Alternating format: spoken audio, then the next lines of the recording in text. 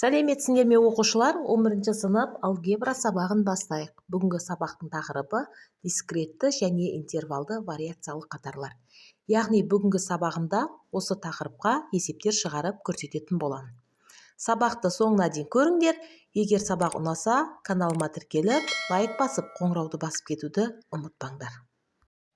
Ал онда 21-де 7-ші есептен бастайық. Кешегі сабағымда мен дискретті вариациялы қатарларға есептер шығарып көрсеткенмін, яғни бүгін интервалды вариациялы қатарларға есептер шығарып көрсететін боламын.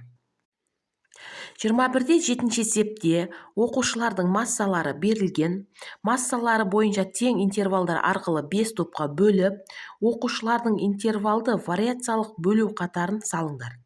Әр топ бойынша массалардың ортақ өлшемін табыңдар. Ал енді қараңдар, 21-де 7-ші есеп шығарайық. Бізде оқушылардың массалары берілген, осы массалар бойынша 5 топқа бөліп, оның кестесін құрастыру керек. Яғни 5 оқушылардың интервалды вариациялық бөлу қатарын салыңдар. Әр топ бойынша массалардың ортақ өлшемін табыңдар деген. Енді біз не істейміз? Ол үшін 5 топқа бөлінетін кесте құрамыз.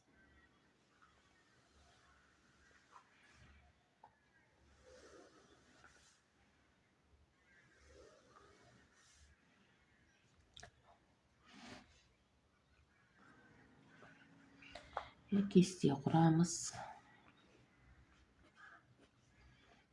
Мына жерге оқушы массасы,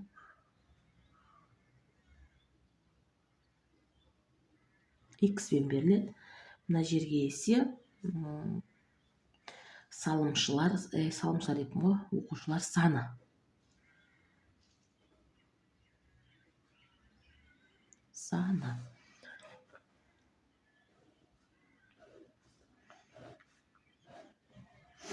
Енді қараңдар, алдымен біз не істейміз? Интервалдарын жазып аламыз. Мына сандардың ішінде ең үлкен тауып аламыз. Ішінде ең үлкені бізде неше болып тұр? 50 болып тұр, иә? Яғни i-ді тауамыз. i тең x максимумнан x минимумның айырмасы еді. Бөлеміз 5-ке. Себебі 5 топқа бөліп жатыр, иә? X максимум бізде 54 екен. 54 болып тұр. Ең үлкені 54. Ал ең кішісі... Ал енді қараңдар, 21-де 2-ші есеп. 40 оқушыға кез келген цифрды атау ұсынылды. Нәтижесінде келесі деректер алынды. Яғни бізде мына сандардан құралған қатар алынған. 3,75 шығады. 3,75 шығады, ол жобалап 4-ті береді. Яғни біз ең 4-ті қосу арқылы интервал аралығын табамыз. Ең біріншісі, ең кішісі бізде 35 қой. Жазып алайық мергенмен. 35. Жазбай-ақ қояйын. 35 пен 35-ке 4-ті қосатын болсақ, 39 аралығы болады. Ал енді одан кейінгі аралығымыз десе 39-дан басталады, оған 4-ті қоссақ 43-ке дейін болады. Одан кейін 43-тен басталады, 47-ге дейінгі аралық болады.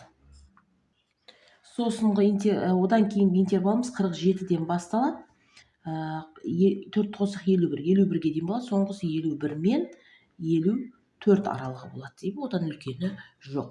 Енді санаймыз, 35 пен 39-ға дейінгі сандар біреу,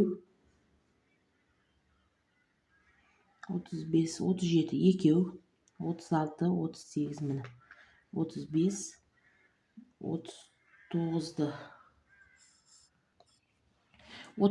алмаймыз, себебі интервалымыздың бір жағы тік жақша, екінші жағы жай жақша болады. Мұнаған кірмейді 39, сол үшін алмаймыз. 39 мұнаған кіретін. Осыған аламыз 39-ды. 39-ды алмаймыз, 36-ны аламыз, 39 тұрады. Сонда біреу, екеу, үшеу, төртеу, бесеу, қанша болып тұр? 6 болып тұр. 6 екен. Ал енді 39 бен 43 аралығындағылар. 39 бен 43, я? 39-дан үлкен, 43-тен кіші. Жатпайды. 39 мынау біреуі. 39-дан кейін 40 міне біреу.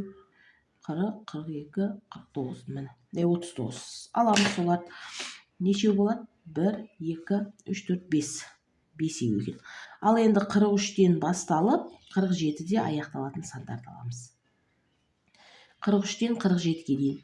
Мынау біреу, 44, 46, екеу, 47-ге дейін, 43-тен 47-ге дейін. Үшеу, 43-тен 47-ге дейін. Үшеу болды, үшеу екен. Енді 47 мен 51 аралығындағы сандар. 47 мен 51. Біреу, міне 47 мынаған кірмейді, мынаған кіреді 47. 51. Екеу, міне. Бұл мына 46 жаңа мынаған кіретін еді ғой. Төртеу, мына жерге 4 деп жазамыз. 51. Үшеу.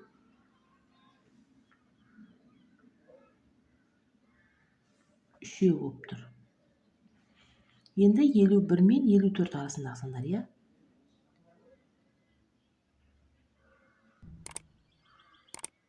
Бір, екі сан болып тұр мына. Міне біз жазып алдық, яғни кестесін құрып алдық. Барлығы 1, 2, 3, 4, 5, 6, 7, 8, 9, 10, 11, 12, 13, 14, 15, 16, 17, 18, 19, 20. 20 сан, иә? Бізде мына үшеуін қосын сол, мына екеуі 10, жалпы 20. Енді қараңдар, міне біз жазып болдық. Енді біз әр интервалдағы оқушылардың массаларын қосындысын табуымыз керек. Бірінші интервалдағын табамын. Бірінші интервалдағылар бізде 35, міне.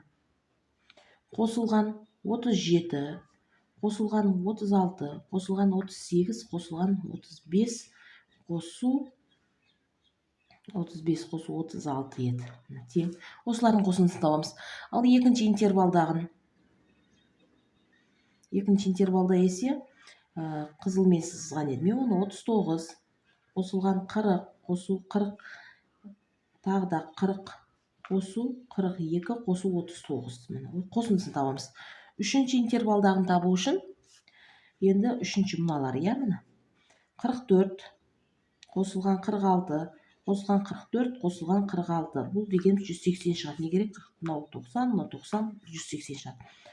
Төртінші интервалдағын табамыз. Төртінші интервалдағы мынасынан неғандарын, бұл 50, қосу 48, қосу 50, иә. Не керек? 148 шығады бұл. Енді 5-ші интервалдағын табамыз. 5-ші интервал бізде сызбағаным ештеңе сызған жоқпын оған. 54, 52.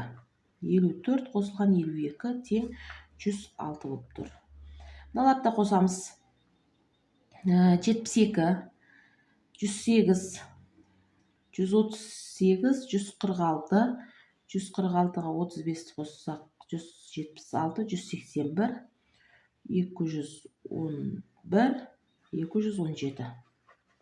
Ал мыналарды қосамыз. 40-қа 40-ты қоссақ 80, мына екеуі 78, 158, 159 қоссақ 158, 160, 200 болып тұр. Міне біз барлық интервалдағы оқушылардың массаларының қосындысын тауып қойдық. Дәл осылай шығарасыңдар.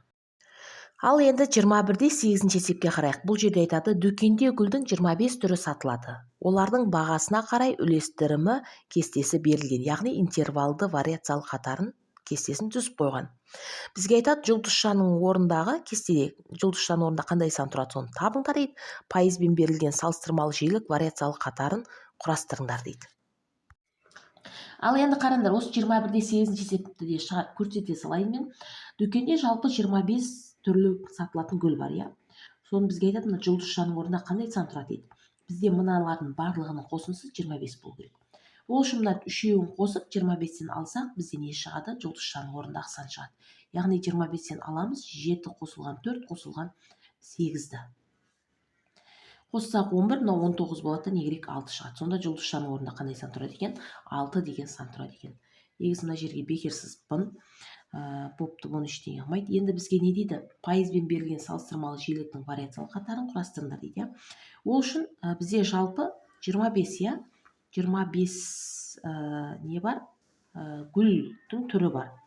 Соның бізде мынада нешеуі? 25-тен 7-еуі бірінші интервалда.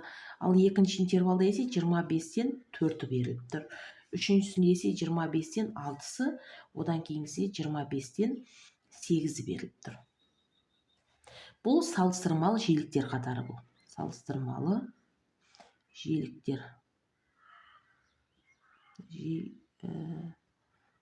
қатар. Ал енді біз оны пайызбен беруіміз керек. Пайызбен берілген.